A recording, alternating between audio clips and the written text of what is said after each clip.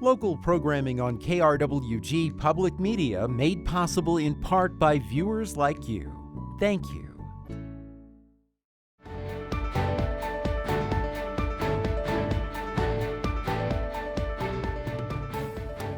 Hello and welcome to Your Legislators. I'm Anthony Moreno. On this week's program, we are speaking with New Mexico District 38 Republican State Representative Rebecca Dow. Representative Dow serves on the House Commerce and Economic Development Committee and the House Education Committee. Thank you so much for joining us. Yeah, thank you for the opportunity to be here. Well, it's great to have you on the program. I'd like to first start off. Obviously, there's a lot of concern about COVID-19 during this session. New Mexico has faced many challenges, the loss of life, the impact it's had on the healthcare system, and the impact it's had on the economy. What are your thoughts on how the state has responded so far to this pandemic? You know, it would be very, very difficult to be in the governor's shoes. And I think that with the emergency health orders, it places a disproportionate amount of responsibility on one person. So I am definitely supporting the bills that allow a diverse perspective from the legislative branch to be able to provide some input on solutions. I can't imagine the responsibility of one person carrying all the weight, not just COVID and not just healthcare and not just the economy, but every aspect of people's lives, their personal home lives, how they interact as a family, how they interact as a community, and obviously education and our children's learning loss. So I was thrilled to hear that we're reopening. And I think time will tell if our governor, who has proudly touted that she has done more and closed more and kept us closed longer than other states, if that pans out. You know, right now we've had over $8 billion in federal aid.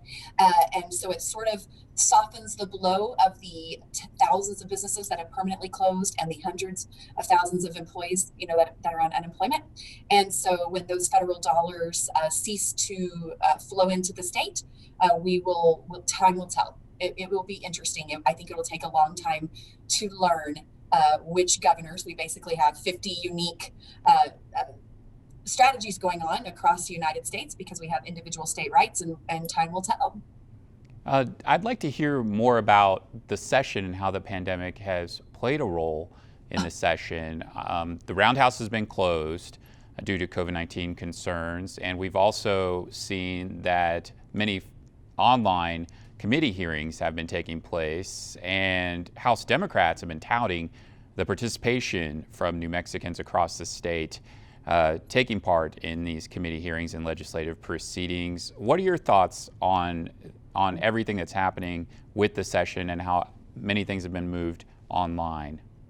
Well, I think I have a different perspective than the Democrats because in one sense, we'll say it's the most open and transparent. But however, you know, the Republican minority, most of our caucus represent rural areas, and we have a lack of broadband and a lack of internet access. So many of our communities cannot get on and participate. They simply don't have access to this virtual world.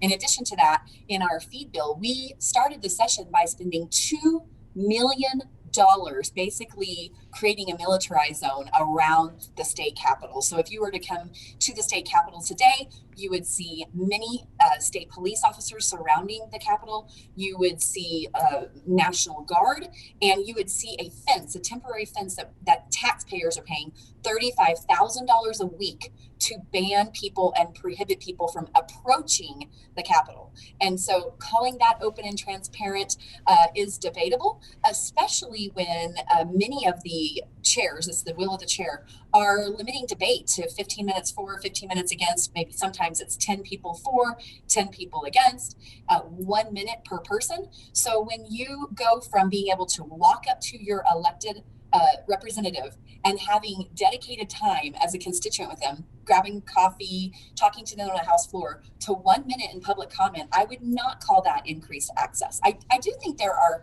wonderful opportunities moving forward where we can do a hybrid model and be open to the public and accessible to the public and have this virtual access for the folks who cannot travel or choose not to travel. But certainly this is not the people's house in the legislative session of 2021. Now, a lot of that security measures were also said to be enforced because of security concerns, perhaps threats on the Roundhouse. The House Speaker has already said he's received veiled threats. Are you concerned about security at the Roundhouse after the incident earlier this year at the nation's capital?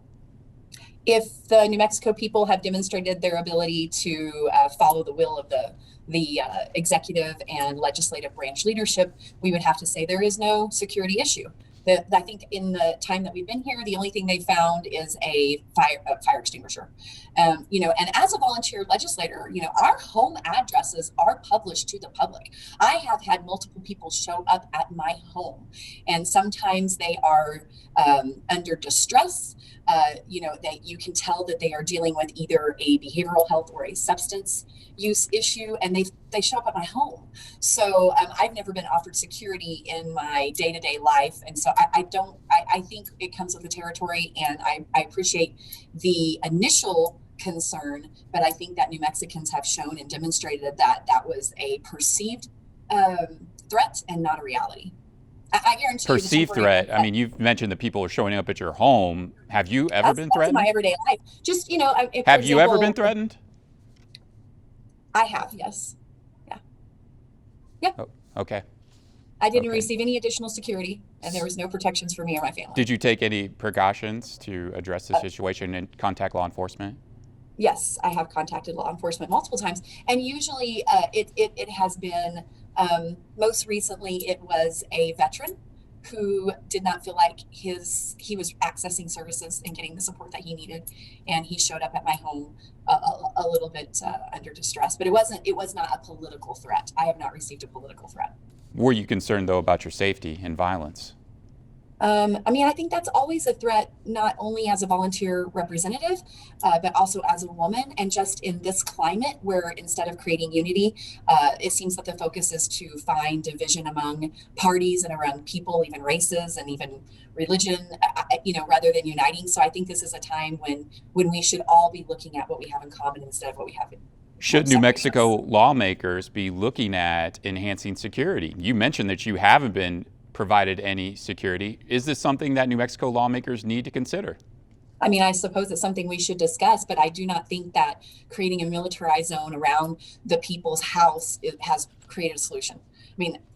Once I walk out that 4-foot chain link barrier, what securities have really been put in place? So I think what we have done is prohibit people from being part of the public process of lawmaking. There's a lot of important bills, significant bills that impact people's lives, and I see a restriction of access, not an increase. Okay, I'm sorry to hear about your threats, and I'd like to move on though, because we have a limited time to speak with you. You mentioned that businesses in New Mexico have struggled, some permanently shut down during this pandemic. New Mexico lawmakers this legislative session have been working on how can we enhance our economy, grow our economy, recover the economy. Of course, one of the popular propositions was the passing the legalization of marijuana, the sale of it for adults over 21. The House, where you served, recently passed House Bill 12, the Cannabis Regulation Act, which legalizes and regulates the use, production, and sale of cannabis and cannabis products for adults over 21. Supporters of this bill say that it could create over 11,000 jobs, estimated tax revenue projected to be $28.6 million in the first year, and supporters say it could stabilize at $50 million annually for the state. We know that marijuana tourism was pretty popular in states that have passed similar legislation, like Colorado. Before the pandemic, they were seeing an increase of tourism because of this. You represent a community, Truth or Consequences, that sees a lot of tourism from folks coming from all over the place. I'd like to hear your thoughts on this legislation because you voted against it. Why did you vote no? Well, first of all, what's been happening in this legislative session is a lot of substitute bills. So for folks out there that are watching, what typically happens is we're introduced, especially with something that's come through so many years. We've been working on this, and I do believe a bill will pass this year. This year, every committee, there was a substitute bill, and that means whatever existed before was replaced with a brand new bill. Amendments are different. You can follow the previous committee hearing, follow amendments and where they want language change. these are substitute bills. Literally every time this House bill was heard, a substitute bill was introduced at the beginning of the hearing. Usually, on the House floor, our debate can last up to 3 hours. So each time that the House Bill 12 was presented to new committee, it was a completely new bill, a substitute bill. And so it's very, very hard to follow a brand new bill. So you may have written notes on the amended sub from the previous committee, and then it comes to the House floor and you're presented with a new substitute bill on the House floor and 170 some pages of substantive changes. And so I'm reading as quickly as I can, trying to move through it. And this particular version of the bill focused much, much more on social justice reform, on changing the laws around prior crimes related to marijuana than other bills that I knew were coming through the Senate that focused on the economic opportunities from recreational marijuana. Oh, and so I want to stop you real quick, but yeah, okay, so you said the Senate bills, so you have your eye on a Senate bill? Is there something in particular? So there are multiple. So now House Bill 12 is on the Senate side, as well as 2 Senate bills, and those bills have been being heard together. I believe the last hearing was on Saturday, or maybe it was Sunday, when they pulled the bills together and they're looking at what's the same and what's different. So what I'm focusing on is, do local counties have the opportunity to opt out of recreational marijuana sales in their county? House Bill 12 did not allow that. I'm also focused on that we do not repeat the problem that we have with liquor license. Are they going to be owned? Can they lend against them? Can they sell them, lease them? And so we are working really hard now to reform 40 years of liquor license laws that prohibited sort of free market. So I'm focusing on those 2 pieces in recreational marijuana. So there's a lot of debate about liquor licensing in our state, and I don't know how long that's going to continue. We'll see what happens this legislative session, of course, but you mentioned you're interested in a bill that could allow cities and counties to opt out. Senate Bill 2 is at 88, I believe. Yes. Cities and counties could vote to bar licensed dispensaries within their boundaries. It also would provide an excise tax of 2% to be imposed on top of the grocery receipts tax. Cities and counties could also add an extra 2% to that, and would require at least a 1-mile buffer zone for between licensed dispensaries, medical licensed cannabis dispensaries. I'd like to hear, do you support Senate Bill 288 on what it is looking like now? Of the bills that are out there, that would be my preferred bill. However, I'm still waiting to see what comes back to us. It appears that if House Bill 12 prevails, it will come back to the House because there are amendments and we'll have to concur. And I have to dig in and read those because in theory, I'm a free market person. And I also believe in local decision making. And so we allow counties and municipalities to opt out of liquor sales or increase liquor license. And I want to see the same for recreational marijuana. At the same time, we're looking at tobacco where there are bans on flavored tobacco, but we're not banning gummies and brownies. And so I'm looking for parity, equity in tax, and the focus on economic development. So do you support the legalization of marijuana? Because it sounds like you're a little on the fence. You already voted against the House Bill 12, but are you on the fence of it, or yes or no, do you support it? I am still on the fence. I have not decided yes or no. And I lean towards free market and individual responsibility. And so I definitely lean towards having a free market. Well, I do not believe that recreational marijuana is the new tourism, or that it's going to replace so many of the green deals, aka energy transition acts that will cut our state budget in half. That the billions of dollars we get from natural resources cannot be replaced with recreational marijuana. I want to also ask you though, there's probably some concerns about how is this going to be implemented in rural communities. Do you have any concerns that something like this could be favored in larger communities? I mean, I know you're part of a group that is really advocating for rural issues being addressed and solved, and we live in a rural state. If you're not living in 3 or 4 of the larger cities in the community, things are a little bit different. So, and there's resources available. So, I mean, do you think that this? Yeah. This There's could, lots of valid concerns. There's also the concern that the way that the bills are structured will favor the large national corporations and that the small local guys perhaps will not even be able to participate in this new economy. So, I yeah. mean, there's so many moving parts, and these large bills are very difficult. There's, Water rights, water use. I mean, there's so many pieces yeah. to these bills. There's a lot of going on. There's time running out. Do you think this is actually going to be passed in the state I legislature? do. I mean, I'm not, obviously, I'm not on the inside, but rumor has it that if we do not pass a recreational marijuana bill and we do not do a comprehensive liquor reform, that we will be back for a special session. Okay. Thank you for sharing that with us. I want to move on and talk more about economic development. Obviously, you sit on that committee and have a say in many things that could change economic development and policy here in New Mexico. One major investment in a district that you serve is Spaceport America. Recently, the Spaceport announced that interim director Scott McLaughlin was going to be taking over as new director. Former Spaceport Director Dan Hicks was fired last October after an investigative audit reported in November that the former director had expended his authorities, evaded internal controls, and expended his budget as pleased.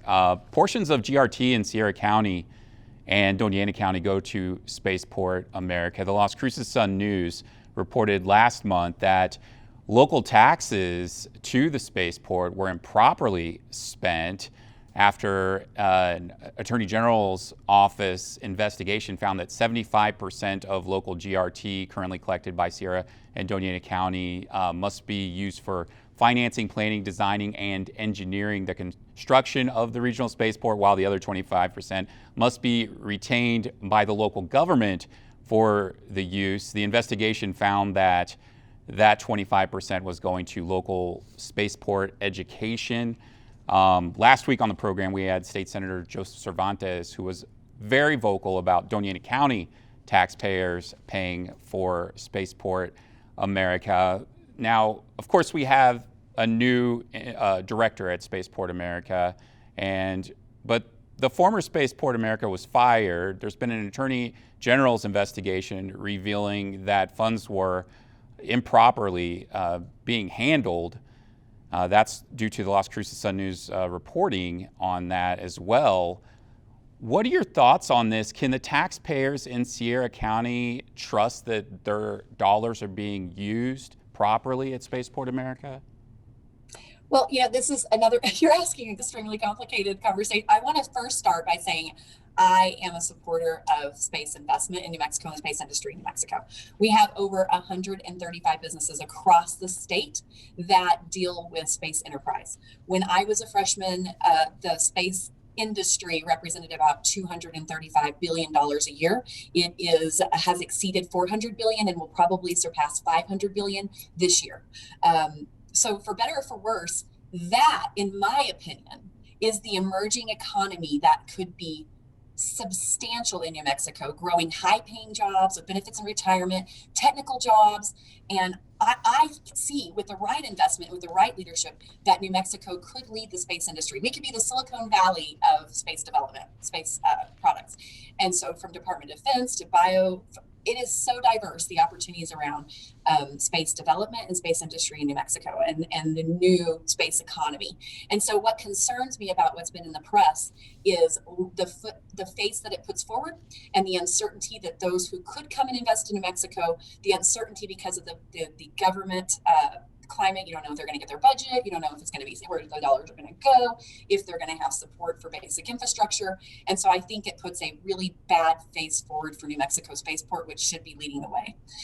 And so from that perspective, my county, Sierra County, does not feel that the dollars were misspent. And our county manager and our county has written to that effect, saying that our local GRT tax that we passed did give flexibility to Spaceport and to the spaceport director to have flexibility in how they spent the dollars. And we do not believe that they mismanaged our funds.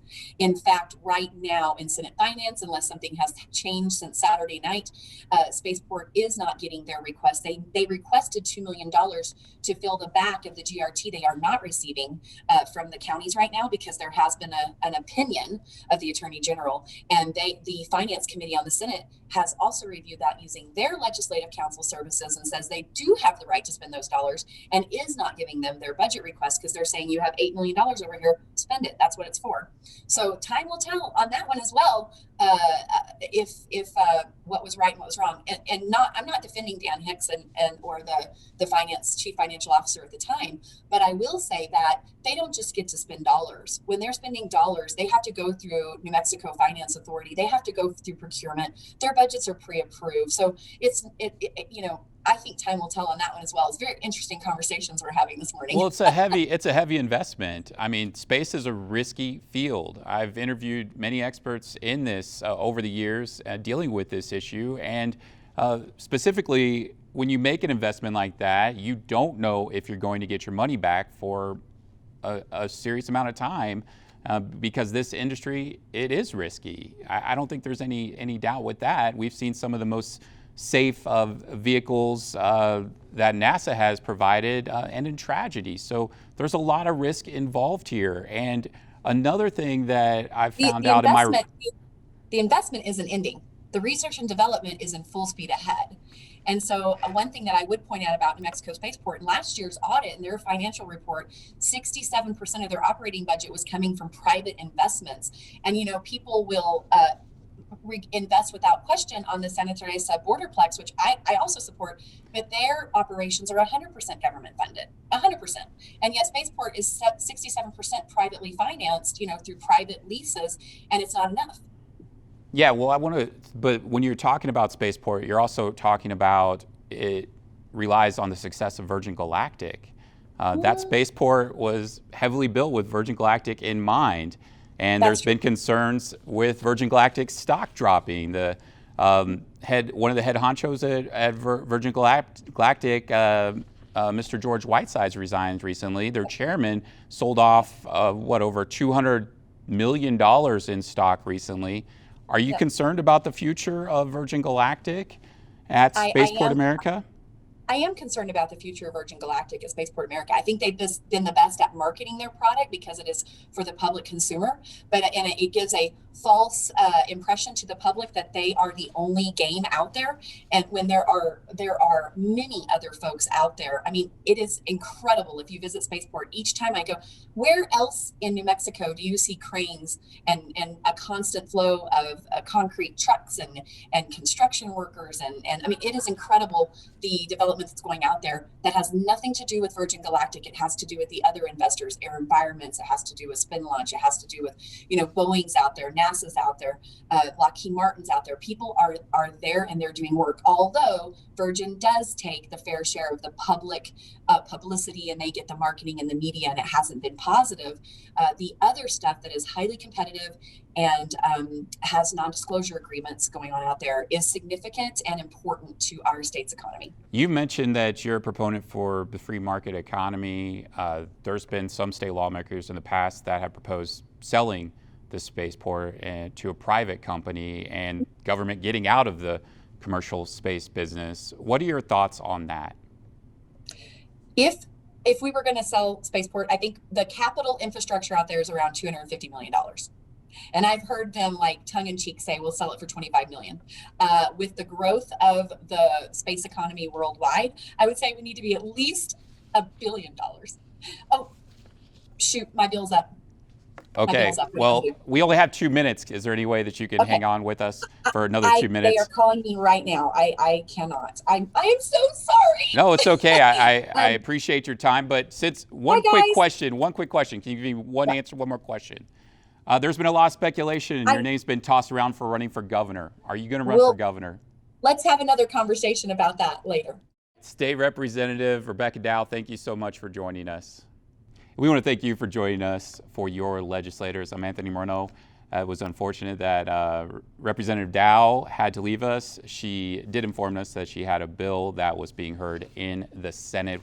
we will look forward to speaking with Representative Dow again in the future. We want to thank you, as always, for joining us. Remember, you can always submit your comments and story ideas and questions to this program by emailing us at feedback@nmsu.edu. We're on social media as well. A great way to stay updated with the top stories in the borderland is by liking us on Facebook and following us on Twitter. We're on Instagram as well. And you can also subscribe to the KRWG News YouTube channel anytime to stay updated with past episodes of your legislators and also KRWG TV's newsmakers.